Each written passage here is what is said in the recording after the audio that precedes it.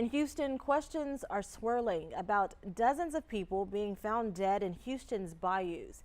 Tonight, a family says they deserve answers about their loved one's death. Family says Army veteran Rodney Chapman had just moved back to Houston 2 months before he was found dead in Green's Bayou. His sister says the circumstances don't add up. Reporter Katara Winfrey has more. There are 2,500 miles of bayous in Houston, and Rodney Chapman's family says he was found along Green's Bayou wearing nothing but shorts and one sock.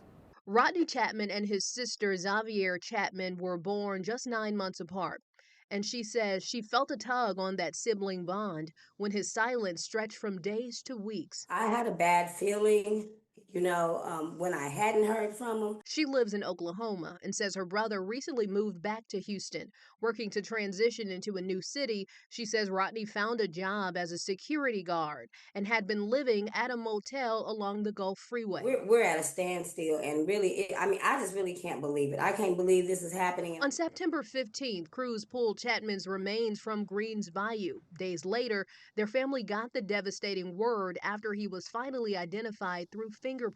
They say he'd been found in the water shirtless. We know that he's always fully clothed.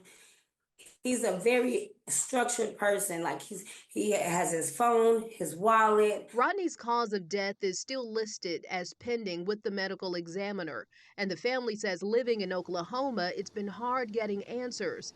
Their sadness and frustration turning to calls for greater transparency from authorities. Calls we've heard echoed from neighbors along the bayou to City Hall. I don't know about other families, but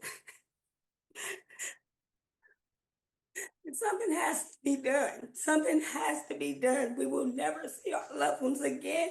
She'd been following reports of people being recovered and said a prayer for those families.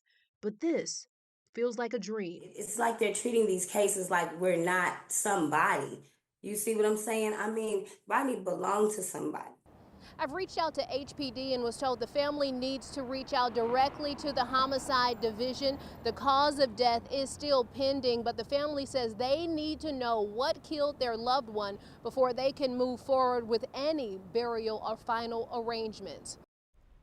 That was Katara Winfrey reporting. In 2023, 9 bodies were pulled out of Houston's bayous, and in 2024, that number more than doubled to 20. And this year, 24 bodies have been recovered.